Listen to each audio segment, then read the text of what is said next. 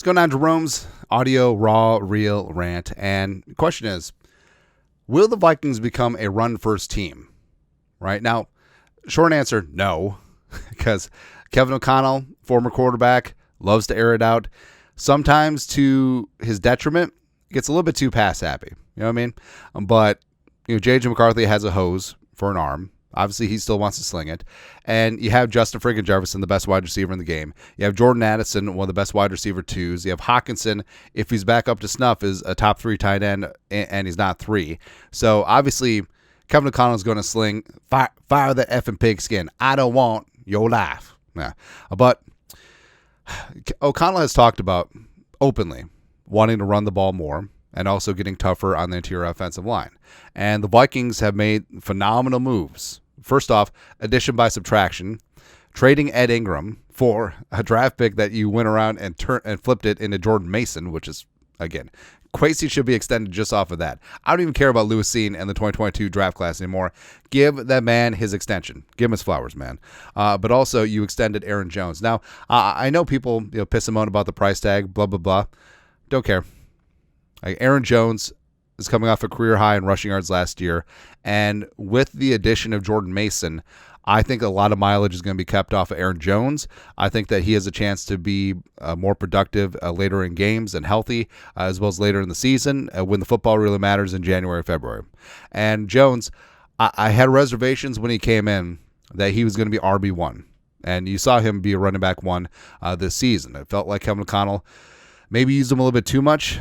Maybe should have gone a little bit more Cam Akers. Who knows? But, I mean, Jones throughout his career has been in a timeshare, whether it's Jamal Williams, whether it's A.J. Dillon, whether it's whatever, right? But I think that Mason is a perfect pickup because their skill sets are just a fantastic juxtaposition for each other. And now they're both great outside zone runners, but Jordan Mason is more of a downhill guy. And the Vikings will be able to run a lot of gap concept with him too. And he's just tough. He's 220 pounds of straight-up muscle, and he will punch you in the face. And he's not much of a receiver, not much of a pass protector right now, but that's okay because that's exactly what you have Aaron Jones for. But then it just telegraphs what they're going to do. You already know exactly what the Vikings are going to do when Jordan Mason's on the field, man, so get out of here. But I think that given their contrasting styles, I think that they're going to make a great duo. And you do see some friction sometimes when the running backs have a lot of overlapping talent, as well as if they're in the same age bracket as well as skill bracket. But I think that there's enough difference between both Mason and Jones is that they'll be a great duo. Ooh, Law and Order, or Morris Day and the Time, oh, or I don't know, Butcher and the Boar, Bebop Rocksteady. I don't know. Haven't settled on nickname yet, but we'll see. But Mason was such a great pickup. Again, you traded Ed Ingram, a guy who was in a contract year, off of his rookie deal, a guy that you benched, and you still got a 6th-round pick for him, and you turned him into Jordan Mason. Come on, man. But I do wonder too. J.J. McCarthy, first year starting, and you look back, of course, at the Harbaugh offense in Michigan, and blah blah blah. J.J. didn't throw, blah blah blah. But to a degree, maybe the Vikings lean into that to start the season, right? Because you got Fries, you got Kelly. You're probably going to do something about left guard. Maybe bring back Reisner or Brandel or Rouse, or you draft someone, whatever.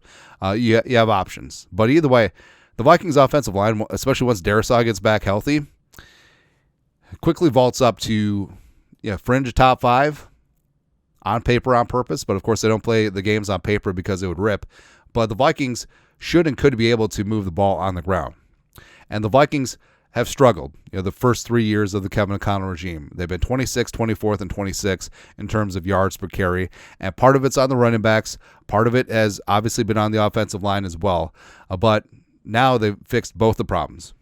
Going double trouble at running back, as well as fixing that interior offensive line. And O'Connell wants to run the ball. Plus, you have a first-time starting quarterback. And a quarterback who doesn't have the ego where he has to throw. Plus, McCarthy's great off of play action. Not all quarterbacks are. Just the consistency of carrying out the fake, as well as being able to quickly process and diagnose the defense downfield after your back was turned to it. Like that's not the easiest thing in the world, and something that J.J. McCarthy is very good at. And plus, just imagine play action, right? especially once the Vikings running game is getting going, then all of a sudden you got JJ, you got Jefferson all over the place. You got Addison, you got Hawkinson, all three levels. You got Rondale Moore threatening the field horizontally. You got Jalen Speedy Naylor threatening the field vertically. Everything is there, right? And plus, the Vikings should and could be able to run the ball because Jefferson is getting all of that attention, right? Things aren't going to change, right? And you look at the games where Jefferson was, I don't want to say struggled, but was handled. You look at Jacksonville game where they double-tripled him. They played two deep safeties, etc. Hey, you know what's tough to do when you play two deep safeties and then you double up on one wide receiver? Stop the run because you have a light box and you're given a lot of space, and all of a sudden that running game is going to eat you alive. And I'm just waiting for it because you're going to see it. The Vikings are going to punch you in the face between the tackles, early downs of Jordan Mason.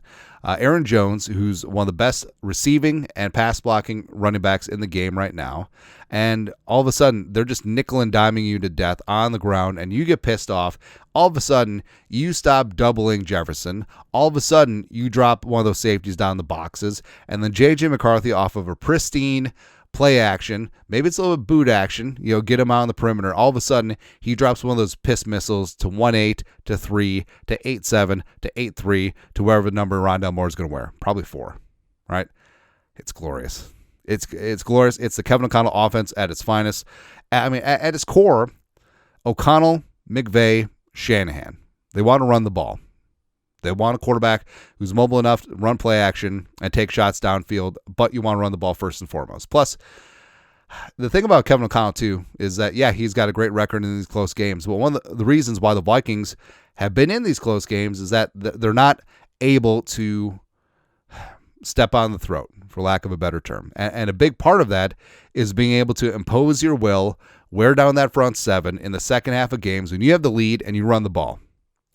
Basically, you got to have a running back like Jordan Mason where the defense gets sick of tackling him, and then they just quit. Third quarter, fourth quarter, they just quit. You're able to sustain long-ass drives, and guess what? When you're doing that and the clock is running, you got the 4-minute offense, 6-minute offense, your defense is on the side chilling. They're resting. They're recovering fluids. They're talking about how they're going to bring fire and brimstone. And once you build up a lead, just imagine what Flores and that new pass rush of a defensive line, plus Grenard, Van Ginkel, Diamond Dallas Turner, they're going to bring heat, right? And that's the most glorious thing ever, is that if you're a defense that loves getting after the quarterback, that loves blitzing, and you have a 14, 17, 21, 20 point lead in the second half, where you know exactly what the offense is going to do because they have to get one-dimensional. Ooh, that's where dudes rack up and stack up sacks. That's where dudes rack up and stack up turnovers. That's where they get those incentive bonuses going. You love it. You love it. And then guess what? Hey, if you take the ball away, offense scores again, you just line up and do it again. And that's when football gets a lot of fun. Like, think about the second half of that Falcons game last year where Darnold was just... he was all over the place, man. Just he wanted every single play to be a 50-yard touchdown, but also look at that defense getting after Kurt. It's great. It's exactly what the Vikings want to do. So, long story longer, no. The Vikings are still going to throw the ball because that's Kevin O'Connell's prerogative, but the run game is going to be really good, right? And also, people forget, like some of the great Vikings offenses of recent years. You look at 98 Vikings, Robert Smith, that offensive line. You look at the 09 Vikings, Adrian, and that offensive line. Also, Percy ran it a little bit. Then 2017, Dalvin tore his ACL in like the fourth game, but the offensive line was competent, and Latavius Murray and Jerick McKinnon, frankly, made up a great running duo. So behind every great, and of course, way back in the day, the Vikings could certainly run the ball, Chuck Foreman and company, but behind every great Vikings offense is an ability to run the ball. And the Vikings have to be able to do that, and they will. And you have to love and respect what Kwesi has done. Hey, we're soft on the interior offensive line. Okay, let's get rid of the two worst interior offensive linemen in Bradbury and Ed Ingram. We'll get a draft pick for Ed Ingram too. And then we'll bring in stout, physical, run first, and great pass protecting interior offensive linemen who already have built-in chemistry in the veteran center Ryan Kelly and the great right guard Will Fries. Like, we'll go get our guys.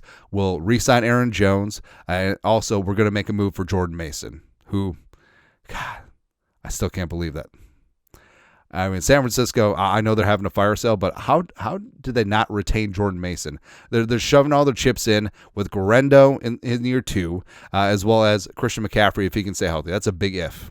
But, hey, we will certainly take it.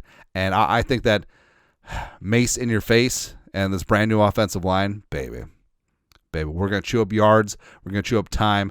We're going to make sure that defenses are worn out. They can't rush J.J. McCarthy with a plum, and we're going to hit you with that piss missile play action. Woo! I love it, man. It's going to be glorious. But that's it. That's it. Raw, real rant. Vikings going to run first team? No, but kind of. Sure. Let us know your thoughts. Comment section. You guys are the best. Skol production value.